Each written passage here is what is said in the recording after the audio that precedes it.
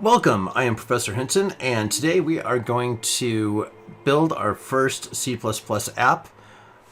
Let's go ahead and get started. I'm going to open Visual Studio 2019. This is the first screen that you will see on it. It may take a little bit longer for yours to open depending on the speed of your computer. Then I'm going to create our new project. And on our project, I'm going to go up here and make sure that we have C++. If we don't have C++, it could mean the template is not installed. So I will be making an install video also. Check that out, please.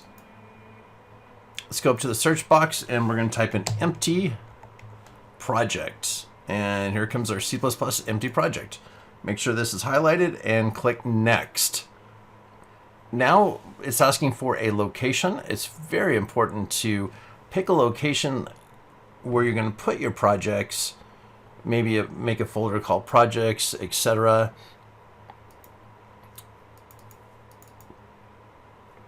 Because I've had students that are new to this IDE and this interface work really hard and make projects, but then are unable to find them, or it takes a long time for them to find them because they didn't make a project folder first. So go ahead and make a project folder first.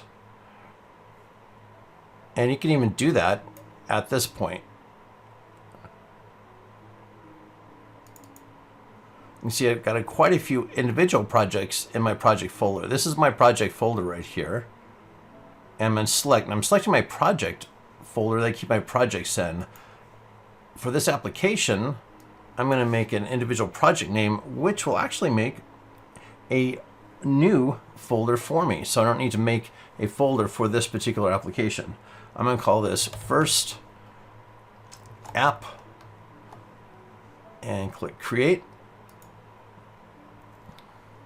Everything else you can leave as default. And this will bring you right into the IDE. The IDE is Integrated Development Environment. It puts everything in one place, including feedback, I guess. So we're not going to be using the feedback here. All right, so you may see Solution Explorer on this side, or you may not see it at all. If you don't see it, come up to View, and it'll be the first item on the list. So up here, View, Solution Explorer. It is probably the most important window next to your editor window. I like to drag mine to the left just because I read from left to right, but place it wherever you're comfortable with. Let's go ahead and add our first source file. We're only going to need one for this project. Make sure we're on the source file folder inside the Solution Explorer. We're going to right click and click on add, and we're going to click new item here. And we're going to click the first entry, the .cpp, that stands for C++. And I'm going to change the name here to main. Click add, and this will give us a new file, source file in our editor here. Here we go. All right, so let's have some fun and make our first app. First thing we're going to do is we're going to include some code that we didn't write that will take care of input and output for us. So make sure you do the hashtag first, then include, and then a less than and a greater than sign. And inside here, we're going to put IOStream. That stands for input and output stream. Stream, think of the stream as data. Input and output allows you to input and output to different devices. Could be a monitor, could be a keyboard. Well, you can't output to the keyboard, but you can input with the keyboard. Files, you can input and output to them. They have different streams. There are different devices. For right now, we're just going to input and output to the monitor. We're actually only going to output in this case. Okay, we're going to make our main function. Our main function holds our code. And every program must have at least one, well, can only have, but must have a main function. We're going to put in a return type, which is going to be int. Don't worry too much about that right now. But we'll make sure that this is lowercase This is the name of the function. Int main. Now you put these parentheses after it right here. Make sure they're the smooth type of parentheses and not the brackets or the curly braces. Very important you get the correct type of parentheses after the function name. Press enter. And now we're going to use the curly braces, and this is where we're going to put our codes. This is the complete function here. It doesn't matter what size the function is. It could be like a lot of lines or maybe just a few lines. That's okay, but what's really important is are these curly braces. These curly braces give you what's called your code block. And you'll see later that we can put curly braces inside curly braces, etc.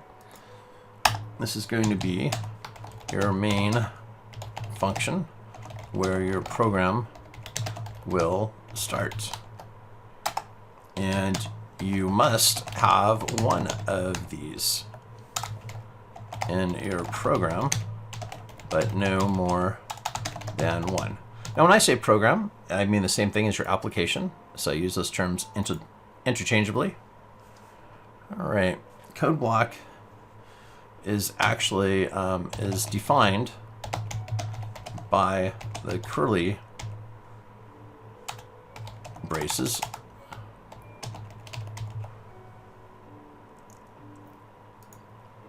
Now, why this is important is if you try to put code outside the code block, it'll let you.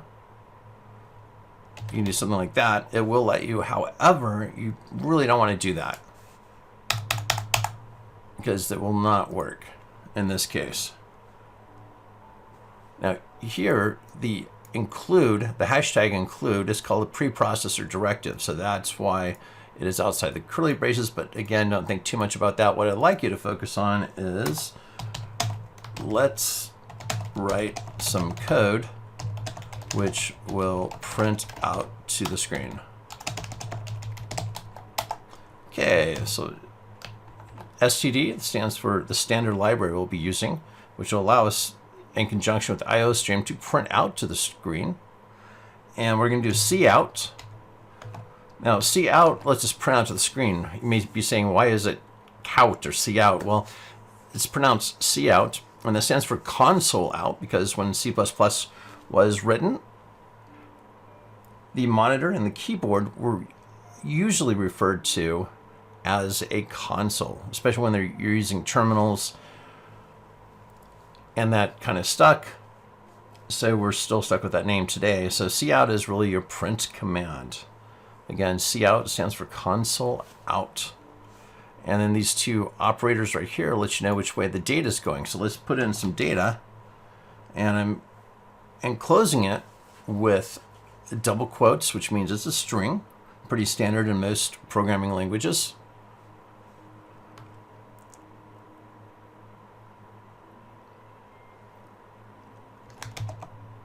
So put the lander has touched down on Mars.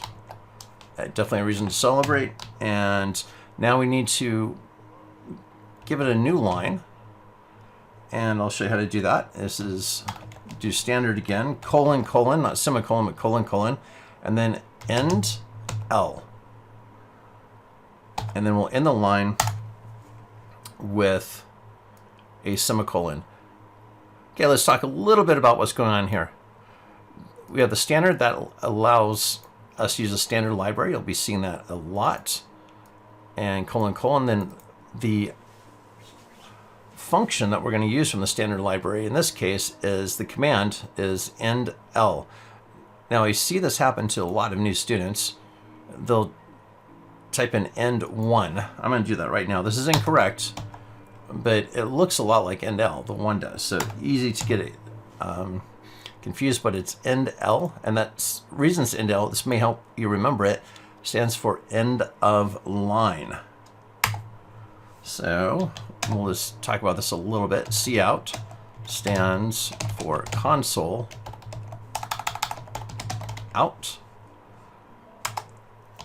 and end L stands for end of line.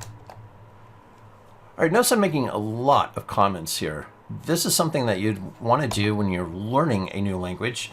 It's one of the best kept secrets. The more comments you make, the faster you'll learn the language, and the longer you'll remember what you've learned.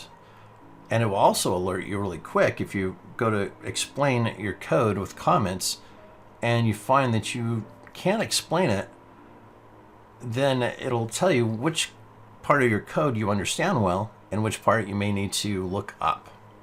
All right, let's run this and make sure that everything is okay.